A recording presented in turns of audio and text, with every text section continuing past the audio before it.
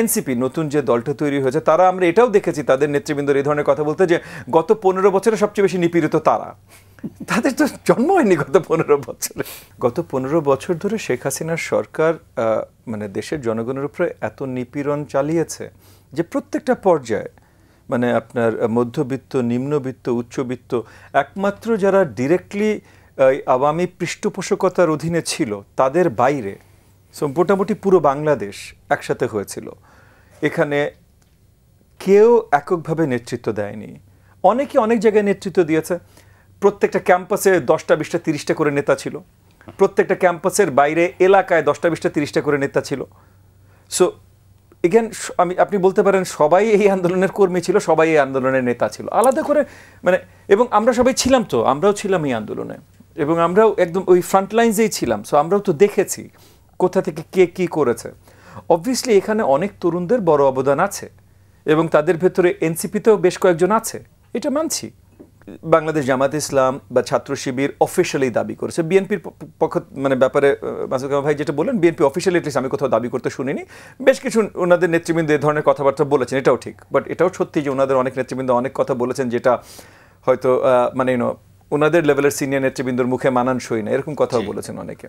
তবে যেটা আমরা দেখছি যে অফিসিয়ালি বিএনপি না হলেও আরও কিছু দল আছে যারা ক্রেডিট নিতে চেষ্টা করছে, যেমন এনসিপি নতুন যে দলটা তৈরি হয়েছে তারা আমরা এটাও দেখেছি তাদের নেতৃবৃন্দর এই ধরনের কথা বলতে যে গত 15 বছরে সবচেয়ে বেশি নিপীড়িত তারা। তাদের তো জন্ম হয়নি গত 15 বছরে। গত 15 বছরে তো হাসিনার নিপীড়ন আমরা সহ্য করেছি অনেক জায়গায়, এবং সবচেয়ে বেশি আমি ধরে নিচ্ছি বিএনপির নেতৃবৃন্দরা সবচেয়ে বেশি সহ্য করেছেন এবং জামাতের নেতৃবৃন্দরা অনেক সহ্য করেছে, তাদেরকে আমি ছোট করছি না। কিন্তু জামাতের একটা বিশেষ বিষয় আছে, হলো যে জামাত ইসলাম একদম শুরু থেকেই মানে 9-10 থেকেই এতটাই নিপীড়নের ভেতর দিয়ে গেছেন যে 15-র পর থেকে মানে 14-15 আন্দোলনে তারা একদম শক্তভাবে ছিলেন, কিন্তু 15-র পর থেকে বড়ভাবে তাদেরকে আন্দোলনে দেখা যায় নাই। সো 15 থেকে 24 এই 9-10 বছর কিন্তু তারা আসলে আন্দোলনের অংশীদার ছিলেন না। কেন ছিলেন না তাদেরকে দোষারোপ করার কিছু নেই, তাদের ম্যাক্সিমাম নেতাই হয়তো জেলে ছিল, বা এখন শুনতে পাচ্ছি ছাত্রলীগে ছিল, ছাত্রলীগে হয়ে ছাত্রলীগের থেকে হয়তো বেশি দমন নিপীড়ন চালিয়েছে তাদের অনেক নেতৃবৃন্দ ছাত্রলীগে থেকে, এটা জানি না, বাট তারা করেন নাই। সো বাকি যারা করেছেন তারা এখন সবাই চেনেন, মানে গণমাধ্যমে বলেন সেটা সবাই চেনেন। এবং এখানে আসলে ক্রেডিট নেওয়ারও সময় এখন না। মানে আমরা যে আন্দোলনটা শুরু করেছিলাম শেখ হাসিনার পতনের জন্য, যদি আমরা একটু সঠিকভাবে চিন্তা করি যে জনগণ কেন নেমে এসেছিল, শেখ হাসিনার পতনের জন্য নেমে এসেছিল, অ্যাবসলিউটলি ট্রু। বাট শেখ হাসিনার পতনের জন্য কেন নেমে এসেছিল? কারণ শেখ হাসিনা তাদের গণতান্ত্রিক অধিকার খর্ব করেছিল। সো তাদের মানে আপনি যদি বলেন শেখ হাসিনা চুরি করেছিল বা শেখ হাসিনা খুন করেছিল, এগুলো কেন করতে পেরেছে? কারণ জনগণের গণতান্ত্রিক অধিকার খর্ব করেছে বলেই সেই চুরিটা করতে পেরেছে, সেই খুনগুলো করতে পেরেছে। তাহলে একদম মূলে যেতে হলে তাহলে জনগণের গণতান্ত্রিক অধিকারে যেতে হবে। আর গণতান্ত্রিক অধিকারে যদি আপনি যান, তাহলে এই গণতন্ত্রের অধিকার ফিরিয়ে দেবার উপায় হলো নির্বাচনের মাধ্যমে যাওয়া।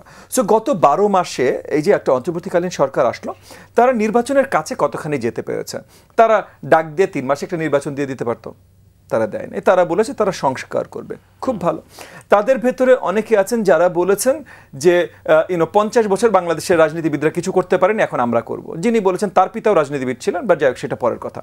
এবং তিনি 12 মাসে কি সংস্কার করেছেন আমি এখনও ঠিক শিওর না, বাট তবু উনি এই ধরনের কথাবার্তা বলেছেন। মানে শুরু থেকে ওনারা এসেছেনই এমন একটা, বা অনেকেই অন্তর্বর্তীকালীন সরকারের যারা ছিলেন অনেকে এমন একটা আপনার দৃষ্টিভঙ্গি নিয়ে এসেছেন যে এই দেশকে একমাত্র উনারাই ঈদের ভালোবাসেন বা একমাত্র উনারাই ভালো জানেন, উনাদের থেকে ভালো আর কেউ জানতে পারে না। এবং সেই জায়গা থেকে যে একটু আগে প্রথমবার আমরা যখন কথা বলছিলাম যে ওই যে অনেক ভুল মানুষজন যারা হয়তো সঠিকভাবে জানেন না তারা কাজগুলো করছেন, এবং একই সাথে তারা করেছেন যে ওই যে তারা আসলে এই আন্দোলনের কর্তৃত্ব নেতৃত্ব আলাদাভাবে কারো হাতে ছিল না, কিন্তু এই যে অন্তর্বর্তীকালীন সরকারের দায়িত্ব যারা নিয়েছেন তারা ডেকে একটা দলকে মানে একটা গ্রুপকে আখ্যায়িত করেছেন যে এদের কর্তৃত্ব এদের নেতৃত্ব ছিল। এবং তারপর এবং এরা সবাই তরুণ, এই তরুণদেরকে নিয়ে গুরুত্বপূর্ণ জায়গায় বসানো হয়েছে, উপদেষ্টা বানানো হয়েছে, মানে মন্ত্রী পরিষদে বসানো হয়েছে 3 জনকে, এবং প্রত্যেকটা মন্ত্রণালয়ে দেওয়া হয়েছে, প্রত্যেকটা জায়গায় দেওয়া হয়েছে। এমন তরুণদের দেওয়া হয়েছে যাদের আসলে ওই অফিসের একদম বেসিক এন্ট্রি লেভেল যে চাকরিটা সেটা করার অভিজ্ঞতা এখনো অর্জন হয়নি, কারণ তারা এখনো পাশই করে নাই। তাদেরকে একদম মন্ত্রী স্টেটাসে বা সেক্রেটারি স্টেটাসে, যে সেক্রেটারিও তার সাথে কথা বলে তারপর কাজটা করবে, এ ধরনের একটা জায়গায় নিয়ে গেছে। এবং যখন তাদের কথা একটু শোনা হয়নি, কোনো একটা সেক্রেটারি, সবাই এমনি সরকারি চাকরিজীবীরা এমনি একটু ভীত থাকে, তারা এমনি ভীত আছে, এর মধ্যে শুরু হলো মবক্রেসি। মানে কিছু হলে 20-30টা ছাত্র বা 200-300টা ছাত্র বা তরুণ, এখন চেহারা দেখে তারা আপনি বলতে পারবেন না ছাত্র, কারণ এই যে যেমন আন্দোলনের সময় বলা হচ্ছে সব ছাত্ররা করেছে, বেশিরভাগই তো তরুণ ছিল, সবাই ছাত্র ছিল না। তো এই তরুণরা জমা হয়ে গেলে তখন তারা সব কিছু বের করে নিয়ে যাচ্ছে, এবং সেটাকে সরকারের পক্ষ থেকে বলা হচ্ছে এটা প্রেশার গ্রুপ। সো এই যে তরুণদেরকে কোনো অভিজ্ঞতা ছাড়া গুরুত্বপূর্ণ জায়গাগুলোতে বসানো হলো, এইখান থেকে প্রসেসটা শুরু হলো যে এই তরুণগুলোরও একটা করাপ্ট হবার প্রসেস শুরু হলো। কারণ তারা দুনিয়া দেখেনি, জানে না, একদম বাচ্চা, বাপও হয়তো পকেট মানি বেশি দেয় না, রিক্সাওয়ালার বেশি টাকা দেয় না, মানে 20 টাকা 100 টাকা দেয়, সে হঠাৎ করে এসে লাখ লাখ টাকা কোটি কোটি টাকা তার সামনে দিয়ে যাচ্ছে, লোকজন তাকে অফার করছে। কারণ এগেন আমাদের দেশ তো করাপ্ট দেশ, মানে আগে থেকে থার্ড ওয়ার্ল্ড কান্ট্রি কি শুধু করাপশন ছিল, গত 15 বছরে হাসিনা সরকার করাপশনটা আরও অনেক বাড়িয়ে দিয়েছে। সো রাতারাতি জুলাই মাসের আন্দোলনের জন্য সব করাপশন তো বন্ধ হয়ে যায়নি। সো যারা করাপ্ট প্র্যাকটিসের সাথে নিয়োজিত, তারা এখন এই বাচ্চাদেরকে যে বাসায় হয়তো 1000 টাকা দিত না, তাকে যে 10 লাখ 10 কোটি টাকা অফার করা হচ্ছে, সেই বাচ্চার কি দোষ, সেটা থেকে কিভাবে বুক ফিরিয়ে নেবে।